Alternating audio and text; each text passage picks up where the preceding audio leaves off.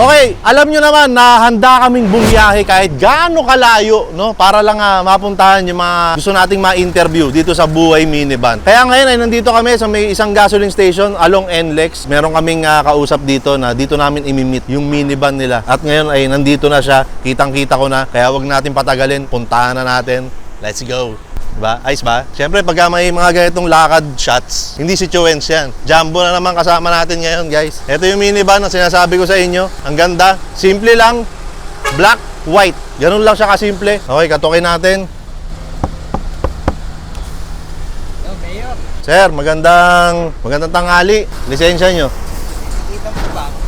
Lisensya nyo, sir. Masyadong maganda yung sasakyan nyo. Pwede ba kayong bumaba, sir? Makausap ko kayo saglit. Tara, sir, baba ka. Okay, andito ngayon si sir. Sir, anong pangalan mo, sir? Erwin Pacheco po. Erwin Pacheco. Wala ka bang kamag-anak na Pepe? Wala po. Di ba may ganong kanta eh? Pepe Pacheco! Yan, parang yan. Anong taon yun? Hindi ko alam. Ayan, so si sir, ano nga pangalan mo, sir? Erwin Pacheco. Erwin, Pepe Pacheco kasi yung tumatak sa akin. Si Sir Erwin Pacheco, meron siyang minivan at ito yung minivan niya. Anong unit to, sir? 64W. DA64W. Ano siya? Smiley. Smiley edition siya na naka ano yung signature yung bumper. Pwede mo malaman, sir, kung gaano katagal nyo nang gamit itong... ay, teka, may pangalan ba to? May pangalan po yan. Ano pangalan itong minivan mo, sir? Si Beauty po yan, si Beauty. Beauty! Apo. Beauty! Kay Mrs. kasi. Oo. So si Beauty, ano lang siya, no? Black and white lang, Apo. simple lang. Gaano katagal nyo nang gamit si Beauty, sir? Isang buwan na po yan. Fresh na fresh pa. Isang buwan pa lang? Apo. Okay. Nakukuha lang. Saan nyo binili? Paano nyo siya binili? Sa Cebu po. Sa Cebu. Pinaship ko lang po rito sa Manila. Oo. Paano ka nagkaroon ng interest, sir? Saan nagsimula yung interest mo sa mga minivan? Nung ano po yung ninong ko, shoutout po kay George Bernardo. Siya po dahilan kung bakit ako napabili ng minivan. Bakit ano ba si Ninong George? Ano po siya, mahilig po siya sa mga sasakyan, kaya nainganyo rin po ako. Meron din siyang minivan? Meron po. Ah. Ano po niya, twin niya, ganyan din kulay. Ganyan din. Kaya lang sa kanya, puti po lahat. Nakita mo sa ninong mo Apo. na may minivan siya, kaya naengganyo ka. Nainggit po. Paano yun? Sa kanya ka ba nagtanong o nanood ka muna sa Nung online? una, sa kanya po ako nagtanong, tapos simula po nun, ano na po ako nan, yun, napanood na kita. Oo. Sunod-sunod na yun. Research na, no? Lalo akong ginanahan nung nakita ko si Bokbok. Oo. Sayang ngayon, wala si Bukbuk. Oo. Hindi ko dala si Bukbuk ngayon eh. Mamahinga. Oo, rest day niya ngayon, rest day. Di sana nakita niya si Beauty. Oo nga, Beauty and Bukbuk. Ayun. Beauty and Bukbuk. Okay, ah. Di ba, boy?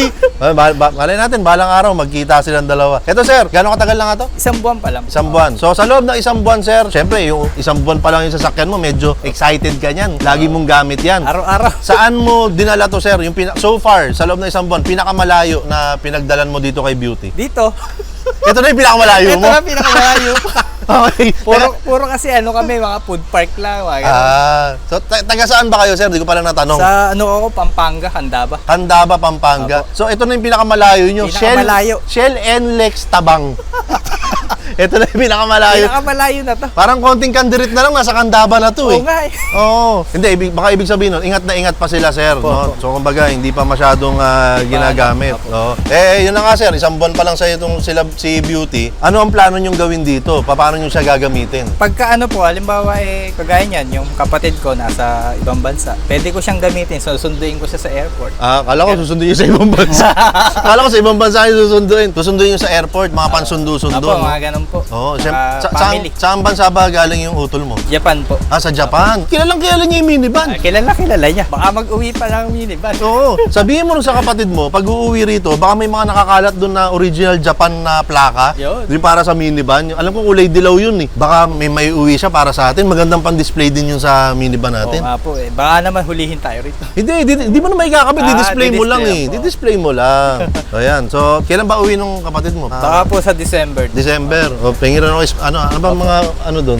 Chocolate, ramen. Bukod doon, sir, sa pagsundo sa kapatid mo, may plano ka bang gawin tong parang camper van o balak mo ba siyang gamitin sa negosyo? Pero nag-ano na po kami, sinusubukan na po namin. Halimbawa, pupunta kami sa mga park, mga food park. May dala po ako dyan mga upuan eh. Oo. Parang nagka-camp na rin po kami. Oo. may upuan po dyan, may table. May table? Opo. Kasi pagka kumakain ka sa mga food park, minsan yung mga kakainan mo, walang upuan, wala pang table. Oo, pero Kaya- kung meron kang ganito, Pwede kang, bukas mo lang yung likod, may bubong ka na, may di ba? upuan ka pa. May upuan ka pa. Pwede mo ilabas yung dalawang upuan, malambot pa. Oh, kita nyo na, parang nagbebenta si sir, di ba? Opo. Siguro nasa sales ka, no? Hindi po. Hindi nga, anong trabaho mo, sir? Kung okay lang malaman. Ano lang, sa mga po ako sa CCTV, electronics. Nagkakabit? Apo. Akala ko ikaw yung lagi nakikita sa CCTV. No, hindi, joke lang yan, sir. Joke lang yan, joke lang. Okay lang ba, sir? Medyo ikutan natin ng konti. Sige po. Dito na natin simulan sa likod dahil nandito na rin lang tayo. Okay lang ba, sir, na buksan to? Apo. Yung likod ni Beauty. Pwede, Oh, basta bubuksan ikaw. ko. Yung likod ni Beauty. Ito na, bubuksan ko na, ha? Sir, ha? Sige po. Wow! Oh my God! Okay, ito nakita natin, meron sila ritong dalawang upuan na compartment din. Compartment din to, sir, no? Opo, ilan po? Tapos meron kayong mga camping chair dito. Opo. So, gaya ng kinuwento mo, sir, na pag tumatambay kayo sa mga food park, kahit sa mga ganitong gasoline station, may mga gumagawa ng ganyan. O order lang kayo, pag maraming tao, pwede kayong dito kumain. Yes, pwede. Oo. Sino ang madalas mong kasama pag kumakain ka sa mga food park? Siyempre, si Mrs. Ay, andyan ba si Commander, si Ma'am? Andyan po. Andyan. Nasa gilid-gilid. Sa gilid-gilid lang, nakabantay lang, Nakabantay. nakamatsyag lang. Sniper. Ayan, maganda yung likod. Tapos ito may may bull bar dito. Ano nga pala, no? Gawang Cebu. Cebu po. Oo, gawang Cebu. Ayan, tingnan natin yung yung gilid. A64W. So automatic sliding door, sir. Automatic sliding door. Bubuksan ko to, boy. Wow. Ayan. Puro kalat. Okay, so nakita ko sa loob, nandito yung bag ko. Galing ka ba dyan? Galing ako dito kanina eh. Ayan. So itong loob, ito may anong tawag dito, sir? Parang may cover, no? Pinalagyan ko ng cover, baka kasi madumihan eh. Oo, di pasensya ka na. Ay, hindi. Hindi. Kasi may mga ibang sumasakay, Oo. hindi maiwasan. Hindi, tsaka yung ganitong cover kasi, maano siya, nakakabawas siya ng init. Oo, totoo yan. So, pag nakaupo ka rito, medyo bawas yung init niya. Tapos nakita ko, sir, meron kayong fan dito para syempre maitulak din sa likod yung Aircon. yung hangin, yung lamig ng aircon. So, yan, ang daming mga gamit dito. Halatang babae ang madalas na nakasakay dito. May mga brush, may wet wipes. Ayan. Yung kisame ay VIP, no? VIP setup yung kisame. Dito naman tayo sa harap, sir. Okay lang? Sige po. High roof ba to, sir? Low roof, no? Yeah. Low roof, DA64W na low roof. Pero, ayan, malamig yung aircon. Ito, sir, lahat ng nakikita rito, kayo na nagpagawa nito? O... Yung pinaano pa namin yan eh. Tatanungin ka pa nung gumagawa niyan kung may i-add ka. Oo. Kaya nag-add-add. So, lahat ng mga nandito, pina-add nyo? Pina-add po. Oo. Ayan, so maganda. Pati yung yung cover nyo sa manibela, maganda. Yung iba niyan sa Shopee na lang. Oo, Shopee. Di ba? Pwede naman yun. Marami nga gumagawa ng ganun, sir, eh, di ba? Kukuha sila ng basic na unit na walang setup. Kayo na lang Ikaw na, unti-untiin mo yung Magaganda. pag-upgrade, pag-setup ng minivan mo. Dito sa harap, sir, ang una ko napansin dito, ikaw ang nagpalagay nito mga to. O kayo na lang ang naglagay niyan? Hindi po. Sila po ang yan. Yan po ang signature nila sa Cebu po. Yung pinagpagawa nyo, yung pinagkunan nyo nito, ito yung signature. Opo. Ito yung look na meron sila. Opo, yan po lahat. Lahat ng gawa nila. Pati yung bumper na kaibaw. Oo. Hindi yung ordinary. Yun nga yung napansin ko sa sa mga gawang Cebu. Mahilig silang maglagay ng kumbaga, yung touch nila. Po, signature Yung signature nila sa unit na nilalabas nila. May iba kilala sa bumper, yung iba kilala sa bull bar. So iba-iba rin. So itong roof rack na yan, sir, kasama na rin po yan. Ayos. Tapos yung side mirror nyo, may ilaw na ganyan. Tapos ang daming ang ilaw, may dumadaloy-daloy na ilaw na ganyan. Oo. Para at least siguradong kitang-kita ka, sir. No? Ang ganda rin ng gulong. Di natin napakita kanina eh. Nakapang off-road ka pala, sir eh. Opo, May plano ka bang umakit-akit ng mga putikan? Ang lugar po kasi namin, rough road eh. Kadalasan kalahati siya semento, tapos kalahati hindi semento. Oo. Kaya kailangan ko ng pang off-road na Mali yung ginawa pala ni sir. Kalahati lang pala. Di sana yung kaliwa, off-road, yung kanan, pang city driving. Ang galing mo dun. Mali eh. Mali ka pala, sir eh. Hindi, joke lang. Ikaw, bilang isang buwan mo palang gamit tong si Beauty, ano yung isa sa pinaka gusto mong katangian ni Beauty na may pagmamalaki mo sa iba? may siya sa kamay. Halimbawa, drive ka, pwede kang magpahinga, mag-relax. May armrest. Opo. May armrest. Magpahinga ka siya. Oo. So parehas nga tayo kasi si Bukbok meron din nun, may armrest din siya. So nakakadagdag yun sa sa comfort ng Kasi mamaneho. ko sa manual eh. Tapos nung napunta ako sa Matic, lalong gumaang. Oo. Dati sir, may sasakyan ka na rin. Opo. Ano rin, Suzuki rin siya na multi-cab siya. Matagal mo rin gamit yon sir? Opo, hanggang ngayon po nasa bahay. Hanggang ngayon gumagana pa rin. Opo. Iba talaga pag Matibay. Suzuki, no? Opo, matibay. Yan sir, ang dami na natin na pagkwentuhan kung paano mo siya nagagamit so far dahil 1 month pa lang naman siya. Yung saya mo, no, sa unit na meron ka, naikwento na rin naman natin. Ngayon sir, kung nanonood ka sa mga video ko, kung pupunta ka sa comment section, marami pa rin talaga ang nagsasabi na pangit ang minivan, hindi sila interesado o nagdadalawang isip sila kung kukuha sila ng minivan. Kung bibigyan kita ng pagkakataon, nakausapin silang lahat ngayon na nanonood dyan. Ano ang gusto mong sabihin sa kanila sir? Kausapin mo sila. Di totoo yan. Ang minivan na ganito, makakasingit ka pa nga eh. Pag traffic ang bilis mo makakalusot eh. Yung malalaki, di ka makakalusot. Tsaka ano siya, yung pagka bibiyahe ka, apakadali lang ng biyahe. Mabilis pa. Tsaka hindi siya masyadong sa maintenance. Gas-gas lang, puro gas lang. Tsaka malinis lang. Yun lang mong palagi namin ginano dyan. Ano yung sinabi mo, sir? Ayan. Kinakabahan. Hindi, huwag kang kabahan, sir. Ako lang to. Ayan, sir. Dumako na tayo sa parting ito ng aming video. Nanonood ko ba ng video ko? Opo. Ayan. So, alam mo na siguro na may pinamimigay ako. Opo, yun. Huwag kang bibili. ng Ayan. minivan. Alam na alam ni sir. Alam mo ba kung nasan ngayon yun? Nakaibok-bok yun. Hindi, nandito. Andyan na po ba? Nandito. Andyan, yung plastic na nandito, ito yun. Okay, so sara ko lang to. Automatic sliding door, mga kaibigan. Di ba, nakakasosyal? Pwede ka nang gumanyan, no, habang sumasara yung pinto. So ito sir, kung napanood mo, meron akong video na sabi ko, wag kang bibili ng minivan. Sabi ko gano'n, wag kang bibili ng minivan. Ayan. So naglabas din ako ng gano'n na t-shirt. Konti na lang po ang available nito sa Shopee, sa TikTok, sa Lazada. Konti na lang. So una-unahan na lang kayo. Ayan sir, para sa inyo po yan. Buti, umabot pa. Ayan. Tapos ito naman ay bagong pinamimigay din namin, yung Isa Scents Hanging Diffuser Coffee Cup naman ang nito, ang scent nito. Ayan, sir. Order na kayo. Ayan. Para maubusan pa kayo. Iyon.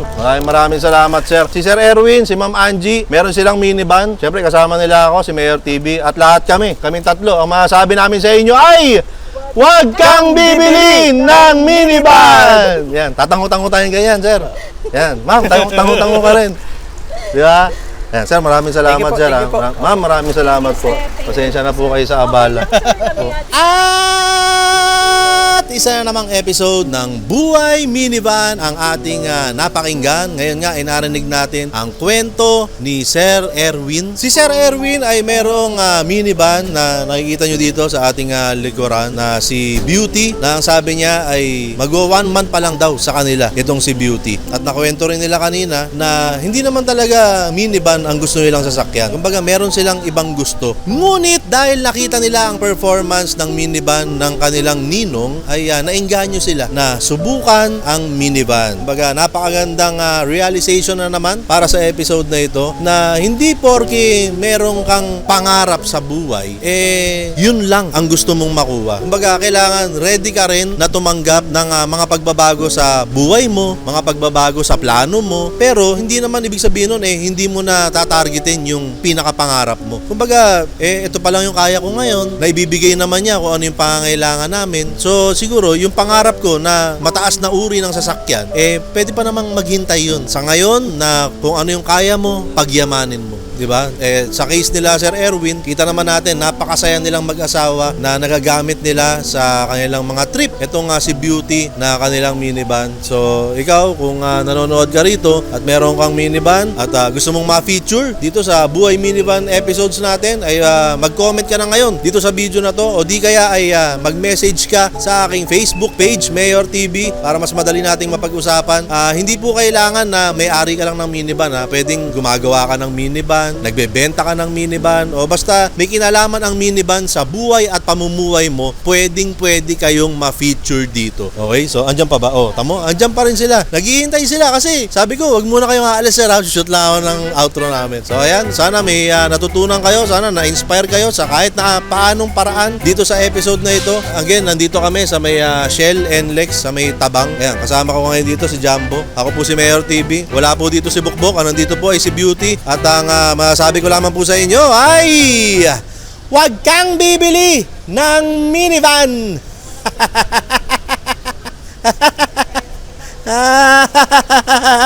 Ano yun? Ano yun? Sige na, outro mo na yan, let's go.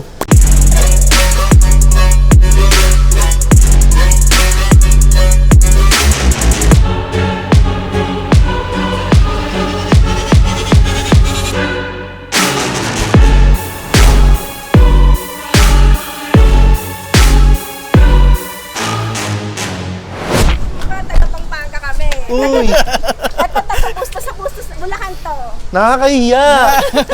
Ba't may gan... Nakakaya. Ha? Tingnan nakakaya. Nakakahiya. Ano po ito? Gawa niyo po ba to? Hindi po, delicacies ng Bulacan. Delicacies ng Bulacan. Dahil taga Pampanga kayo? Opo, malapit po kasi kami sa Bulacan. Oo, so delicacies ng Bulacan dahil taga Pampanga sila. Malapit po kasi kami sa Bulacan. Ma'am, maraming salamat ha. Maraming salamat po. Thank you Bye, po. Mayor. Ay, salamat po, salamat. Sir, salamat ulit Thank you po, ha. thank you po. Salamat po.